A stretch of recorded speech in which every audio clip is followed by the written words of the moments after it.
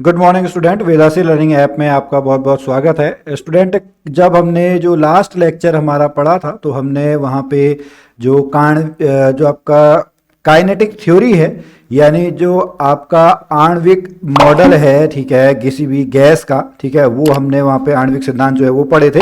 तो आज हम उसी के ऊपर जो है यहाँ पे लगभग आपके 25 जो MCQ हैं वो हम यहाँ पे करेंगे। तो आप देखिएगा, जो पहला क्वेश्चन है कि जो RMS वैल्यू है, ठीक है, the RMS value of gas molecules is 300 metre per second if the absolute temperature is reduced to half and molecular weight is doubled. Okay, तो अब आपके पास देखिए फॉर्मूला क्या है। आपके पास फॉर्मूला होता है VRMS is equal to √3RT/m। ये आपके पास फॉर्मूला होता है। इसकी वैल्यू आपको कितनी दी है? इसकी वैल्यू आपको 300 मीटर पर सेकेंड दी है। अब आप जो न्यू निकालेंगे, VRMS न्यू, ठीक है, VRMS न्यू आपका कितना है? 3, R आपका यही है, T की वैल्यू कितनी हो गई? T/2, और ये कितना हो गया? ये आपका 2m हो गया, ठीक है। तो ये 2 और 2 कहाँ जाएगा? बाहर आ जाएगा 1/2, और अंदर से कितना आ जाएगा? √3RT/m। अब देखिए √3RT/m, इसकी वैल्यू कितनी है? इसकी 300 है, तो ये कितना हो जाएगा?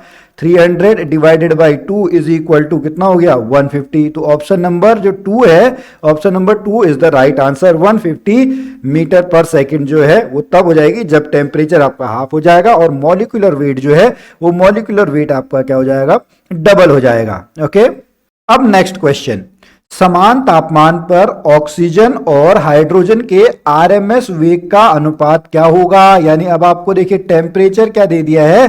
टेम्परेचर आपको कांस्टेंट दे दिया है, टेम्परेचर की वैल्यू आपकी T ही रहेगी, ठीक है। तो उसकी जो RMS जो आपकी वैल्यू है, तो ऑक्सीजन की आपकी क्या होगी? देखिए फॉर्मूला क्या होता है? √3RT/m, ठीक है। इसका मॉलिक्यूलर वेट आपका कितना हो गया? इसका मॉलिक्यूलर वेट आपका 16 दूनी 32, 32 हो गया, ठीक है। हाइड्रोजन का आप बताएं, हाइड्रोजन का कितना होगा? 3RT डिवाइडेड बाई m, यही इसका भी होगा, बट यहां पे ये ऑक्सीजन का है, ये आपका हाइड्रोजन का है, ठीक है। तो ये कितना हो जाएगा? 3RT डिवाइडेड बाय हाइड्रोजन के आपके कितने हो जाएंगे? O2, ये H2, ये 2 हो जाएगा। इन दोनों को आप अब क्या कर दीजिएगा? इन दोनों को आपका रेशियो निकालना है। जब आप रेशियो निकालेंगे तो आपका आंसर कितना आ जाएगा? 2 ऊपर चला जाएगा, 32 नीचे आ जाएगा, तो कितना आ जाएगा? √1/16 आ जाएगा, तो कितना हो जाएगा? 1/4। ऑप्शन नंबर 2 जो है, option number 2 is the right answer. Okay, तो यहां से आपको जो फॉर्मूला, बेसिक फॉर्मूला है, वो बेसिक फॉर्मूला आपको RMS का पढ़ना है। VRMS is equal to √3RT/m। कितना है? √3RT/m। Okay, next question number 3, एक परमाणु गैस में अणु की स्वतंत्रता की स्थानांतरित डिग्रियां, ओके, जो डिग्री ऑफ फ्रीडम आपकी है वो 3 है, ठीक है। तो इस प्रकार तापमान T पर एक अणु की औसत गति, जो ये इक्विपार्टीशन वाला जो आपका है, इक्विपार्टीशन ऑफ जो एनर्जी वाला है, वहां पे आपका क्या कहा जाता है? ½ kBT, ठीक है, ½ kBT ये आपका 1 डिग्री के लिए होता है, ठीक है। तो यहां पे टोटल कितनी डिग्रियां हैं आपकी? टोटल कितनी डिग्री हैं? टोटल 3 डिग्री हैं। तो 3 से आप उसको क्या करेंगे? 3 से आप उसको मल्टीप्लाई कर देंगे, तो इसका जो आंसर है वो कितना आ जाएगा? ऑप्शन नंबर जो है 4, कितना आ जाएगा? 3 × 1/2 kBT, where K is equal to Boltzmann constant, तो ये कितना आ जाएगा? 3/2 kBT। ये आपको याद करना है।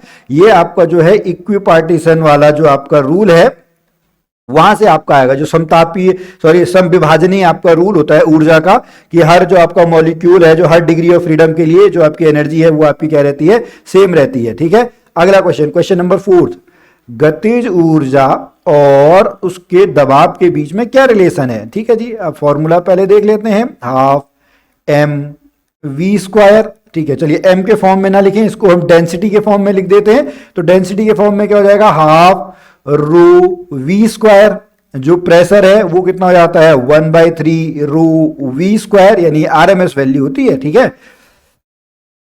E काइनेटिक एनर्जी का फॉर्मूला आपका ये होता है, ठीक है, और जो प्रेशर है उसका फॉर्मूला ये होता है। अब आप इनके बीच में क्या निकाल दीजिएगा? इनके बीच में जब आप रिलेशन निकालेंगे तो इसकी वैल्यू आपकी कितनी आ जाएगी? इसकी वैल्यू आपकी आ जाएगी P = 2/3 3। ठीक है, क्या करेंगे P अपॉन E आप निकालेंगे तो ये कितना आ जाएगा, P में 1/3 डिवाइडेड बाय 1/2, तो ये ऊपर चला जाएगा 2/3, इधर आ जाएगा। तो इसका ऑप्शन नंबर कितना आ जाएगा, ऑप्शन नंबर 1। जो गैस की गतिज ऊर्जा और उसके दाब के बीच में जो रिलेशन है वो है आपका P is equal to 2/3 into E। Okay, question number 5, according to the Boyle's law for a perfect gas. Boyle's law आपका क्या होता है, बॉयल्स लॉ आपका जहां पे टेम्परेचर कांस्टेंट होता है, तो ऑप्शन नंबर 3 जो है, टेम्परेचर आप कांस्टेंट रखें तो जो P है वो किसके प्रोपोर्शनल, वो किसके इनवर्सली प्रोपोर्शनल होता है, वो V के इनवर्सली प्रोपोर्शनल होता है। P इनवर्सली प्रोपोर्शनल 1/V, यानी PV इज इक्वल टू क्या आ जाएगा, PV is equal to constant, यानी P1 V1 is equal to P2 V2। ये आपका यहाँ पे क्या बन के आएगा, ये आपका आंसर जो है ऑप्शन नंबर 3 उस हिसाब से आपका बन जाएगा। Okay, next question number 6। Question number 6 क्या कहता है, find the RMS speed of nitrogen molecules. Okay, find the RMS speed of nitrogen molecules in a gas at 300 Kelvin। Okay, done. इसका आप करेंगे फॉर्मूला, फिर से वही VRMS का फॉर्मूला आप लगाएंगे 3RT डिवाइडेड बाय M। ठीक है, इससे आप निकालेंगे। R की वैल्यू आपको पता है 8.3, T की वैल्यू आपको पता है 300, M की वैल्यू आपको पता है कितनी 28 होती है नाइट्रोजन के लिए। ठीक है, नाइट्रोजन आपका क्या होता है N2, तो 2 इंटू 14 तो कितना हो गया 28। इन सब वैल्यूज को जब आप यहां पे रख देंगे तो इसका आंसर आपका कितना आ जाएगा, 516 मीटर पर सेकेंड। ओके, इनका आप यहां पे इसको बना लीजिएगा, आपका आंसर जो है वो आंसर आपका बन के आ जाएगा 516 metre per second. Option number A calculate आप लोग कर लेंगे। क्वेश्चन नंबर 7, 27 डिग्री सेंटीग्रेड पे गैस की RMS गति V है, तापमान इतने तक उठाया गया है, तो RMS गति आपकी क्या होगी। ओके, देखिए आपने वहां पर एक जो रूल है वो आपने पढ़ा होगा कि जो VRMS होता है वो किसके प्रोपोर्शनल है, VRMS is equal to proportional है रूट T के, टेम्परेचर के क्या होता है, प्रोपोर्शनल होता है T1 की वैल्यू आपको कितनी दी है 300, कहां से आया, ये आया 27 प्लस 273। ठीक है, केल्विन में बदलने के लिए T2 की वैल्यू कितनी आई 327 प्लस 327 प्लस 273। ठीक है, ये मिलके आपका कितना आ गया, ये आ गया आपका 400 402 600 आपका आ गया। तो यहां से आप रख देंगे V1 divided by V2 is equal to √T1 divided by T2। ठीक है, ये आपका आ गया, तो यहां से आप निकाल दीजिएगा भाई 300 डिवाइडेड बाय 600। ओके, तो यहां से आपका जो नेक्स्ट V2 आपको निकालना है, V2 की वैल्यू इधर आप मल्टीप्लाई कर दोगे √2 इंटू V। ऑप्शन नंबर जो है वो आ जाएगा कौन सा, option number 3 V√2। Option number 3 formula आपको याद करना है, जो RMS वैल्यू है वेलोसिटी की वो टेम्परेचर के रूट के प्रोपोर्शनल होता है √T। आप किसी भी फॉर्मूले में आप यहां से देख लें VRMS, ये कांस्टेंट मान चलो तो ये आपका √T आपका यहां से बन जाएगा। ओके, क्वेश्चन नंबर 8, एक संलग्न गैस, ठीक है, root mean square value V है, यदि दाब प्रेशर दुगना हो जाता है तापमान समान रहता है। ओके, देखिए आपका टेम्परेचर अगर सेम रहता है तो जो आपकी RMS वैल्यू है वो भी आपकी क्या होगी, RMS वैल्यू भी आपकी सेम रहेगी। क्यों, क्योंकि वो किस पे डिपेंड करता है, केवल टेम्परेचर पे डिपेंड करता है, प्रेशर पे तो वो डिपेंड करता ही नहीं। तो ऑप्शन नंबर कितना है, ऑप्शन नंबर 2, जो RMS वैल्यू है वो किस पे डिपेंड करती है, वो टेम्परेचर पे डिपेंड करती है, यानी अगर हम बात करें तो वो आपका क्या रहेगा, वो आपका सेम रहेगा। Okay, does not depend on pressure. Question number 9, same उसी तरीके से आप निकाल दो जी इसको, काइनेटिक एनर्जी। ठीक है, किसी दिए गए तापमान पर हाइड्रोजन और ऑक्सीजन की प्रति मोल गतिज ऊर्जा का आपका है, तो गतिज ऊर्जा की जो वैल्यू होती है काइनेटिक एनर्जी आपकी कितनी होती है 3/2 kBT। ठीक है, कितनी होती है, T थोड़ा सा बाहर को लिख देता हूं, 3 क्या kinetic energy is equal to 3/2 kBT। Okay, यहां से जो है ये आपका बन के आ जाएगा। तो अब ये क्या कह रहा है, दिए गए तापमान पर मतलब जो टेम्परेचर है वो टेम्परेचर आपका क्या रहना है, कांस्टेंट रहना है। केबीटी आपका बिल्कुल बोल्ट्जमैन कांस्टेंट है, 3/2 कांस्टेंट रहेगा। तो चाहे हाइड्रोजन हो ऑक्सीजन हो, सबका जो है वो एनर्जी आपकी सेम रहेगी, क्योंकि टेम्परेचर क्या है, टेम्परेचर आपका कांस्टेंट है किसी एक दिए गए तापमान पर। हाइड्रोजन और ऑक्सीजन की प्रति मोल गतिज ऊर्जा का अनुपात आपका ये रहेगा 1/1 रेशियो। ओके, चलिए question number 10th। If the volume of a gas, gas का आयतन नियत दाब पर 2 गुना कर दिया जाता है। ओके, प्रेशर आप क्या कर दोगे, प्रेशर आप डबल कर दोगे। नहीं, प्रेशर नहीं, नियत दाब पर। प्रेशर आपका कांस्टेंट है, ठीक है। वॉल्यूम जो है वो वॉल्यूम आप डबल कर दो, तो आपको काइनेटिक एनर्जी बतानी है। सबसे पहले तो आपको जो पता करना है वो काइनेटिक एनर्जी किसके प्रोपोर्शनल होती है। काइनेटिक एनर्जी आपके टेम्परेचर जो है, काइनेटिक एनर्जी टेम्परेचर के आपके प्रोपोर्शनल होती है, ठीक है। अब आप उस वाले फॉर्मूले से निकालो ना, वो PV/T, ये P1 V1 is equal to ये, तो P आपका सेम रहना है, ठीक है। वॉल्यूम आपका बढ़ जाना है, तो जो नया टेम्परेचर है वो कितना हो जाएगा, तो इससे ये आपका कट गया। तो जो टेम्परेचर है, ये टेम्परेचर क्या हो गया, टेम्परेचर आपका डबल हो गया।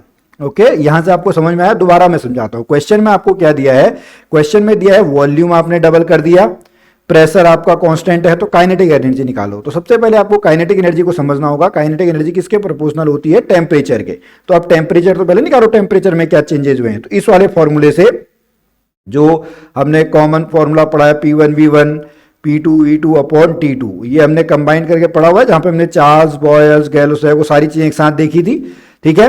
ये आपका आया, तो यहां से जब आप निकालोगे तो जो नया टेम्परेचर है वो कितना हो जाएगा, 2 टाइम्स हो जाएगा। जब ये डबल हो जाएगा तो काइनेटिक एनर्जी भी क्या हो जाएगी, काइनेटिक एनर्जी भी आपकी डबल हो जाएगी। ऑप्शन नंबर 2 क्या आ जाएगा, ऑप्शन नंबर 2 जो काइनेटिक एनर्जी है वो आपकी डबल हो जाएगी।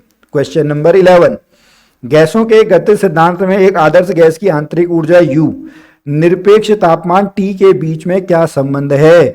U यानी आंतरिक ऊर्जा किसके प्रोपोर्शनल होती है, टेम्परेचर के। अभी तो हमने पढ़ा काइनेटिक एनर्जी जो किसके प्रोपोर्शनल है, T के प्रोपोर्शनल है। तो ऑप्शन नंबर 3 जो है, option number 3 is the right answer. Option number 3 जो है, option number 3 is the right answer. Okay, question number 12, question number 12 क्या कहता है, at constant pressure the volume of gas is directly proportional.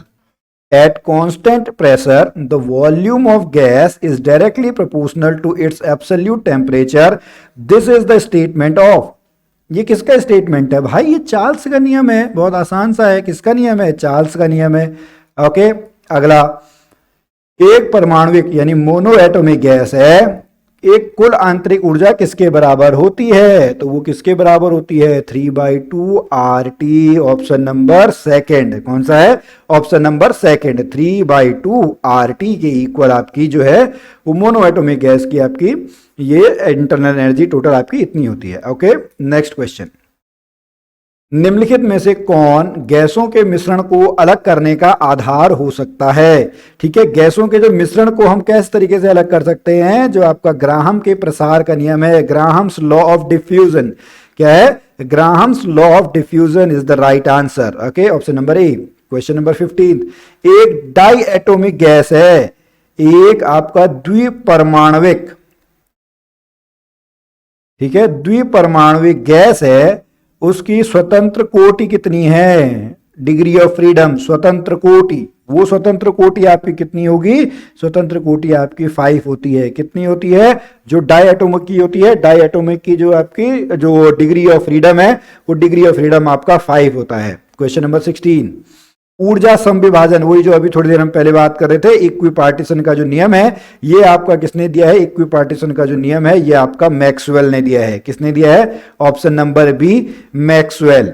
Question number 17, एक गर्म gas का मतलब उच्च औसत मूल्य है, the hotter gas implies higher average value. ठीक है, एक गर्म गैस, a hotter gas implies higher average value, वो किसका जो है औसत मूल्य आपका देता है। तो जितना ज्यादा हॉट मतलब हाई टेम्परेचर यानी अधिक तापमान, यही होगा। यहां तक आपको बात समझ में आई।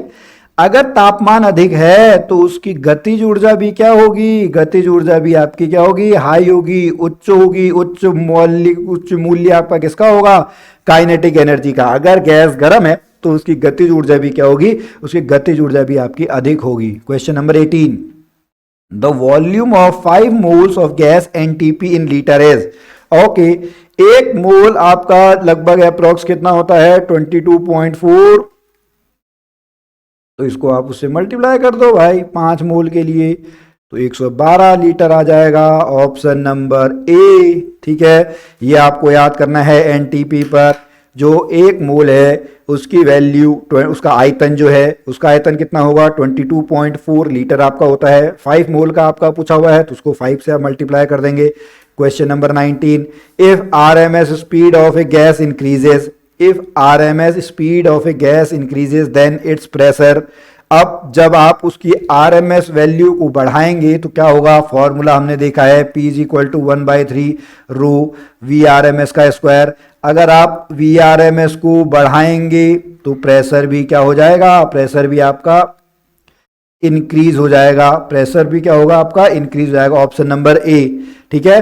If RMS speed of gas increases then its pressure also increases, pressure भी आपका क्या हो जाएगा, प्रेशर भी आपका बढ़ जाएगा। Question number 20, what is the question number 20, if the pressure P, अभी तो बताया ये दाब, ये घनत्व कैसे रिलेटेड है, दाब और घनत्व के बीच में क्या फॉर्मूला है, P इज इक्वल टू 1/3 रू वी आर एम एस का स्क्वायर। तो ये दोनों क्या है, एक दूसरे के प्रोपोर्शनल हैं, P प्रोपोर्शनल वो रो, ठीक है। P प्रोपोर्शनल क्या आ जाएगा, P प्रोपोर्शनल आपका रो आ जाएगा। ऑप्शन नंबर है इसका, ऑप्शन नंबर ए, दाब और घनत्व, इनके बीच में आपको रिलेशन बताना था। Question number 21, for an ideal gas. Okay, थोड़ा हिंदी में मैं समझाता हूं, यहाँ पे इंग्लिश में लिखा हुआ है, for an ideal gas, Adarsh gas, ठीक है। जो उनका साइज है, अणुओं का जो साइज है वो आपका नगण्य होता है, उनके बीच में कोई भी आपका आकर्षण और प्रतिकर्षण बल नहीं होता है। They strictly obey the gas law, gas के नियम को मानते हैं, उपरोक्त सभी। तो ये क्या करते हैं, जो आइडियल गैस है, ये सभी चीजें आपकी आइडियल गैस में होंगी, all of the above. Option number D, for an ideal gas the size of molecules is negligible, there is no force of attraction और रिपल्सन अमंगस्ट द मॉलिक्यूल, इनके बीच में कोई भी आकर्षण और प्रतिकर्षण बल नहीं होता है। It strictly obey the gas law, ये गैस नियमों का पालन करते हैं। Option number D, all of the above. तो जो सभी है ये सभी ऑप्शन आपके सही हैं। अगला क्वेश्चन है, kinetic energy of gas molecules is zero at, gas के अणुओं की गतिज ऊर्जा शून्य होती है। इसका आंसर क्या है, इसका आंसर आपका ऑप्शन नंबर सी है, -273 डिग्री सेंटीग्रेड। अब इसके तापमान का एक नाम और है, वो आप बताएंगे, ठीक है। इसके जो तापमान ये -273 डिग्री है, इसको हम कौन सा टेम्परेचर आपका बोलते हैं, ये आप बताएंगे। Question number 23, the ratio of speed of sound of nitrogen gas to helium gas 300 kelvin. Okay, इसको आप किस तरीके से निकालेंगे, देखिए थोड़ा सा समझेंगे इसको। Okay, 1 second. तो सबसे पहले आप यहां पर अगर ध्वनि की गति का आप निकालेंगे तो सबसे पहले आपको ये निकालना है N2, ये कितना होगा, गामा RT/M, ठीक है जी, यही आपका बन के आएगा।